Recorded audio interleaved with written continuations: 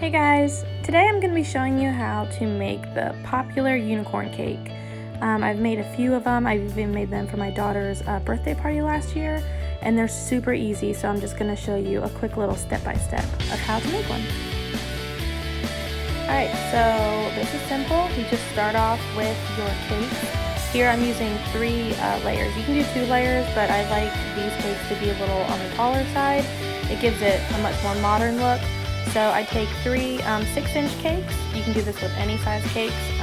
These are 3 6-inch vanilla cakes. I'm stacking them on top of each other with icing in between, and then I will do the crumb coat.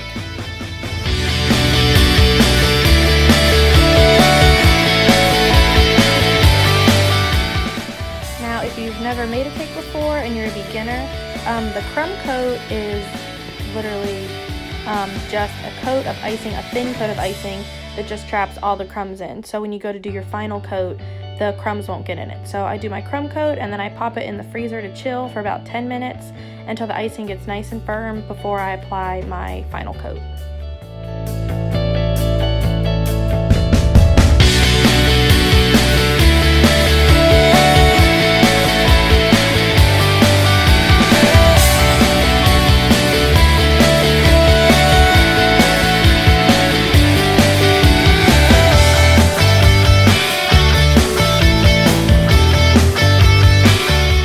Alright, now while your cake is in the fridge or the freezer chilling, take the time to make your fondant decoration. So you're going to want to make your horn and your ears.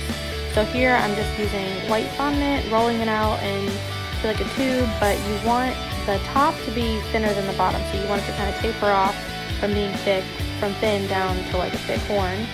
And then you just want to kind of braid it, loop it around, and then take a skewer and shove it through the whole thing. So that way it's easier for you to stick down into your cake. I kind of play with it, roll it around, make sure I can get it nice and even and get everything, sticking together. And then you can go ahead and paint it. I'm using a metallic rose gold paint today. I ordered it off of eBay. I can leave it down in the description of exactly what kind that I'm using. But it's a really good pliable paint. It doesn't look watery and it looks like really, really pretty rose gold paint. And here I'm just cutting out the ears with fondant, and if you just saw, I cut out one ear and then I laid it on top of the fondant, and I cut another one so that they're the exact same dimension. And now I'm going to go in with my paint and just, painting like the inside of the unicorn's ears to give it a little bit more glam. And now I'm going in and painting the unicorn horn, and once you get it set up on top of your cake, you can paint the back of it. But that's what I did when I was done, but I didn't take a video of it. So now I'm going to apply my final coat, and this cake has been in the freezer, so it's nice and hard, and the icing is nice and set, so it makes it so much easier. This was a step that when I first started doing cakes, I didn't even know existed, and it makes it so much easier. So I just went in with my bench scraper, and you're going to want to go around your whole cake to get it a nice, even consistency. No lumps, no air bubbles.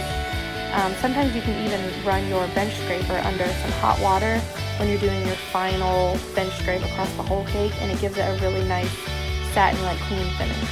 But so yeah, just go around as many times as you need to make it nice and crisp and even.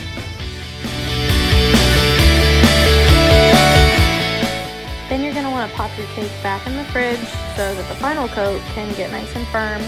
And go ahead and mix all of your icings and get them in your piping bag ahead of time. I'm using these confetti sprinkles to garnish the cake, and these are the colors that I'm going to be using to decorate. So now you're going to want to go around the bottom of your cake and just push the icing, or push the sprinkles up into the icing. They should stick pretty easily. This just gives it a cute little border because you're going to sprinkle the little sprinkles on top once we put the horn in and we pipe on the unicorn hair.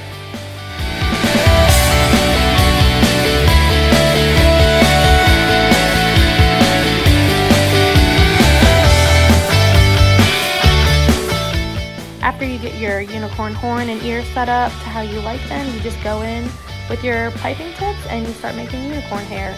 There's no exact way to do this. My opinion is I try to keep it cascading down to one side of the cake, the hair, and I don't like a whole lot in the back. I think the thinner it kind of is, the more whimsical it looks. I don't want a whole bunch of chunky icing in the back. But you can do it however you want. Just go through and use, I think it's a lot cuter when you use a whole bunch of different type of piping tips, and it gives more of a variety and diversity, and it looks really cute. This one that I'm using right now, the little purple one, is like my favorite. It's a tiny little rosette. You'll be able to see it when it's all done, but now I'm just going through and I'm sprinkling on some of the sprinkles that match the bottom, and now I'm going to get ready to paint on my eyes. And now I'm just going to go in with that same rose gold that we used to paint the horn and the ears, and I'm going to do her eyes and her eyelashes, which this part can be a little intimidating, I won't lie. It took me a lot of practice, but once you get this down, these cakes are so simple to make, and they end up being so cute for little girls' parties. My daughter absolutely loves these cakes every time I make them. So I hope that this tutorial helped you guys, and let me know what future cakes you guys want to see. Thanks so much for watching. Bye.